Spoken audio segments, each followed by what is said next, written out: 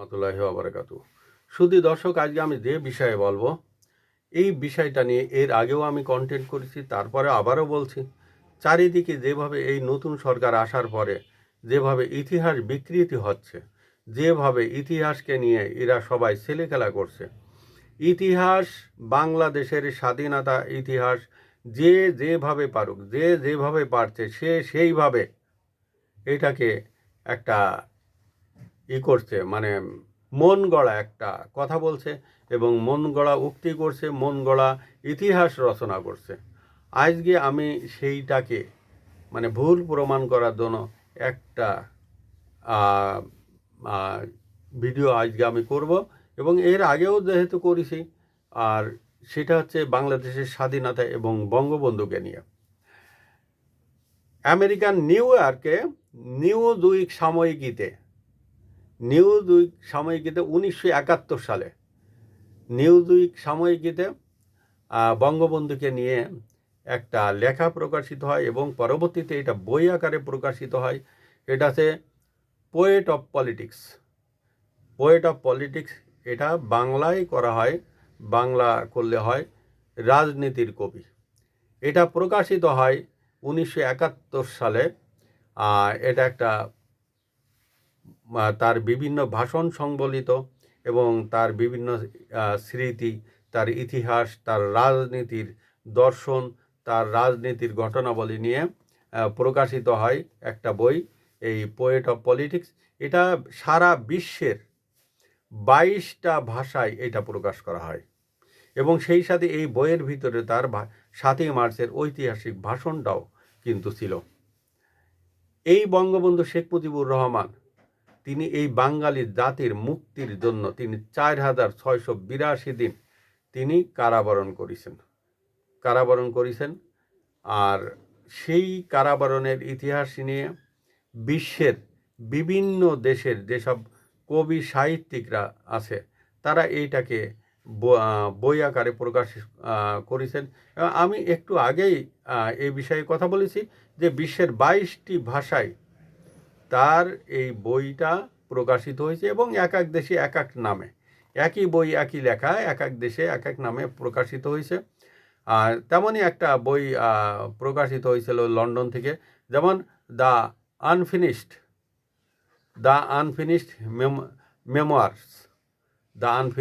Memoirs. এটা একটা স্মৃতিকথা ধরনের। আর তারপরে এটা আবার প্রকাশিত হয়েছে আরেকটা ভাষায়, জাপানি ভাষার বিখ্যাত একজন লেখক, বিখ্যাত একজন ব্যক্তি কাজেহিরো ওতানেবে। এই কাজেহিরো ওতানেবে এই জাপানি ভাষায় তার এই মেমোয়ার, স্মৃতিকথা জাপানি ভাষায় তিনি অনুদিত করেন এবং জাপানি মানুষদের এই জিনিসটা জানান যে বঙ্গবন্ধু কে ছিলেন। এবং বঙ্গবন্ধুর নামে এই জাপানে বিভিন্ন জায়গায় ইনস্টিটিউট, রাস্তা এবং বিভিন্ন প্রতিষ্ঠান, স্কুল এই জাপানে হয়েছে। অথচ আমরা এই বঙ্গবন্ধুকে যিনি আমাদের বাংলাদেশের স্বাধীনতার জন্য 13টি বছর, তার যৌবনের 13টি বছর তিনি অন্ধকারে কাটিয়েছেন, তিনি জেলে কাটিয়েছেন, তাকে আমরা সম্মান দিতে পারছি না। আমরা অনেক আজে বাজে কথা বলছি। আর ফেসবুক, ইউটিউব খুললে দেখা যাচ্ছে যে এই জেনজিরা কোন ভাষা ব্যবহার করছে, এরা কোন ফ্যামিলির, ফ্যামিলি থেকে কি শিক্ষা দিছে এদের যে মানে শিক্ষা দিছে, এদের তো শিক্ষা আসলে এরা করতে পারেনি।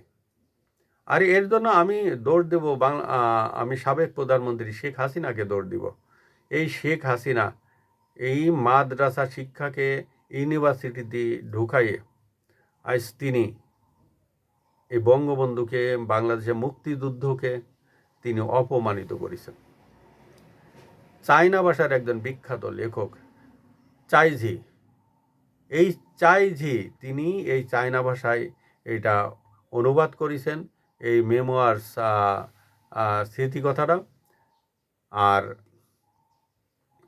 তিনি চায়না জাতিকে তিনি চিনিয়ে দিয়েছেন বঙ্গবন্ধুকে, অথচ আমরা চিনতে পারিনি,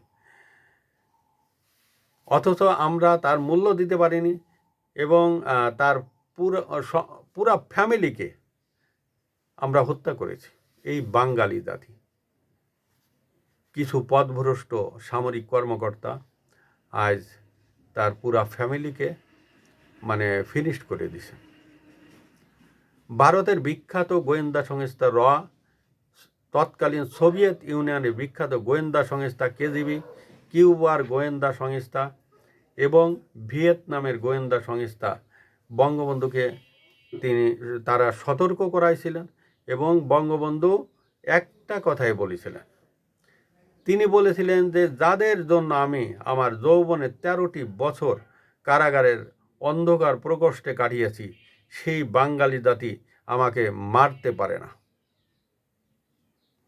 আমি একটা কথাই বলবো সর্বশেষে, এটা কি বঙ্গবন্ধুর ভুল ছিল না অন্ধ বিশ্বাস ছিল এই বাঙালি জাতির? আর যার কারণে তিনি তার পুরা ফ্যামিলি ধরে শহীদ হলেন।